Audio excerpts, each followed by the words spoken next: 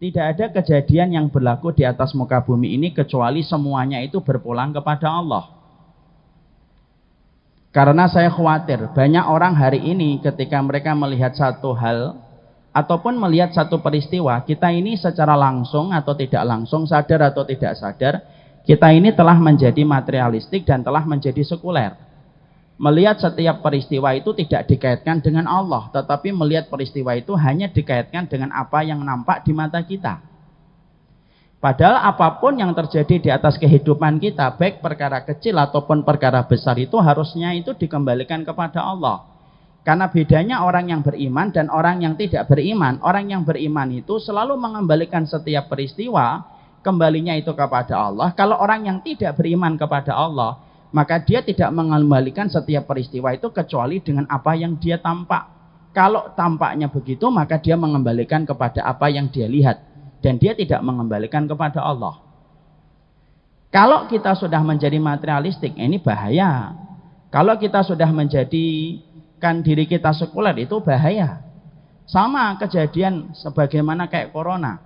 Kejadian musibah alam yang terjadi di sekitar kita, banyak orang itu tidak sadar bahwasanya itu dibaca dari sudut pandang materialistik dan sudut pandang sekulerisme.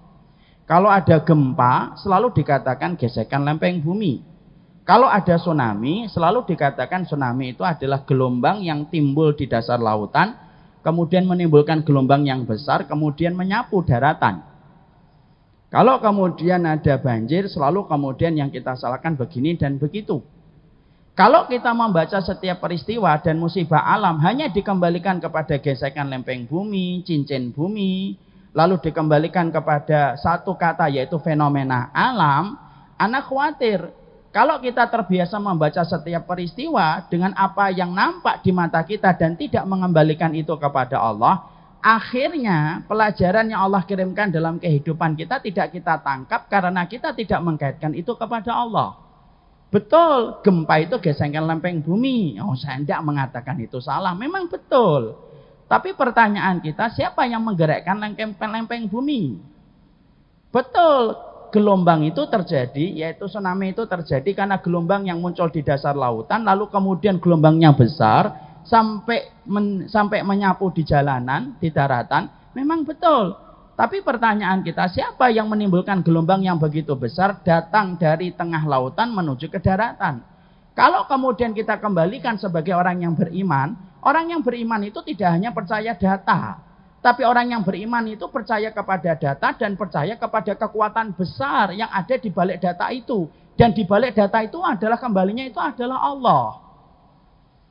Sama dengan penyakit corona. Penyakit corona yang hari ini menyebar dalam kehidupan manusia, betul itu virus. Iya, kita juga nggak nafikan.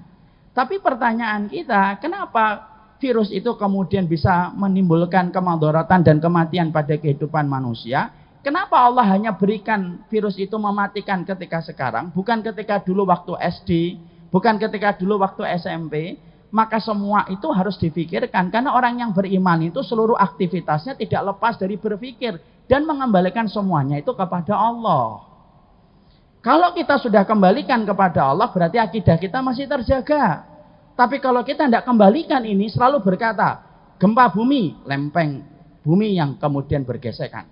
Corona, virus yang di mana-mana. Kalau hanya ini saja, lalu berhenti, maka akhirnya tidak bisa menimbulkan kebaikan pada kehidupan kita. Padahal semua terjadi itu pasti karena sebab.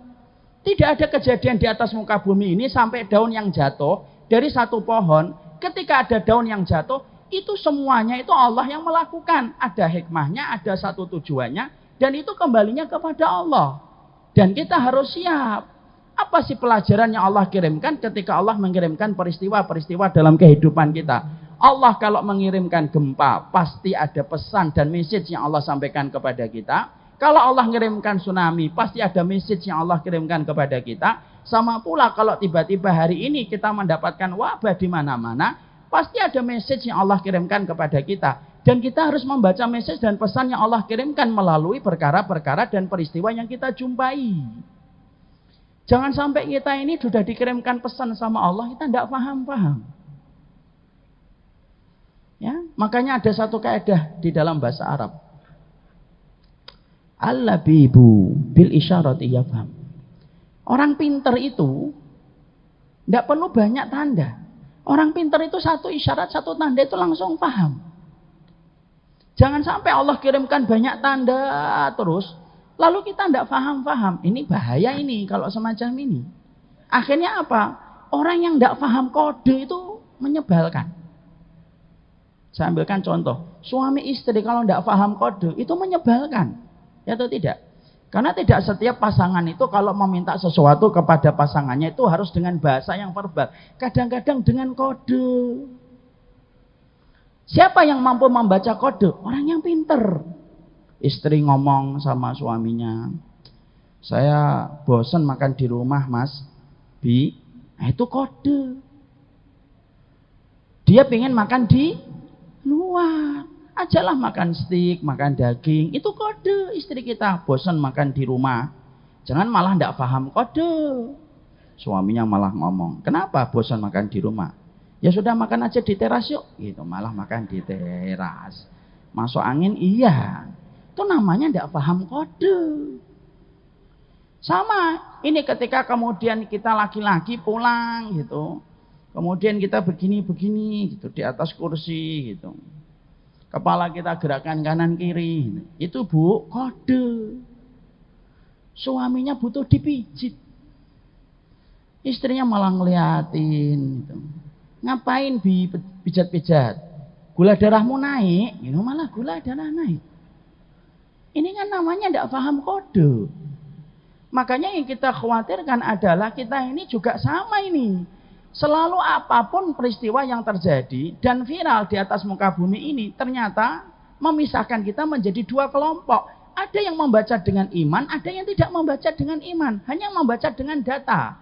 Maaf ya, orang Jepang itu termasuk orang yang mereka membaca apapun itu hanya dengan data, karena mereka tidak punya iman.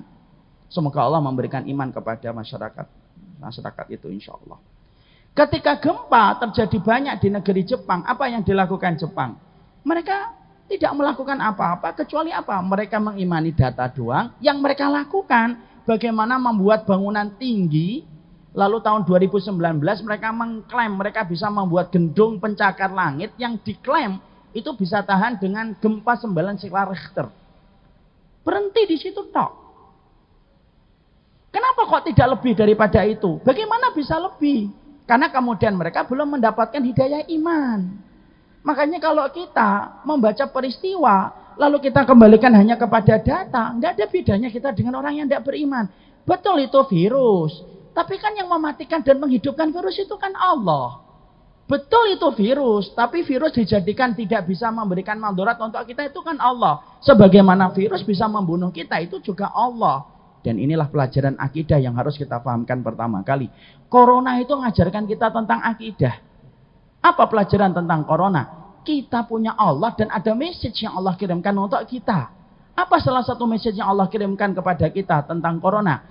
Sesombong apapun kita, sekuat apapun kita, ternyata kita dengan virus yang tidak kelihatan pun bisa kalah. Lalu terus yang disombongkan apa? Itu salah satu message-nya. Di antara banyak message yang lainnya yang Allah kirimkan, dan masing-masing dari Bapak dan Ibu pasti punya message yang ditangkap dari setiap peristiwa yang Allah kirimkan untuk kita.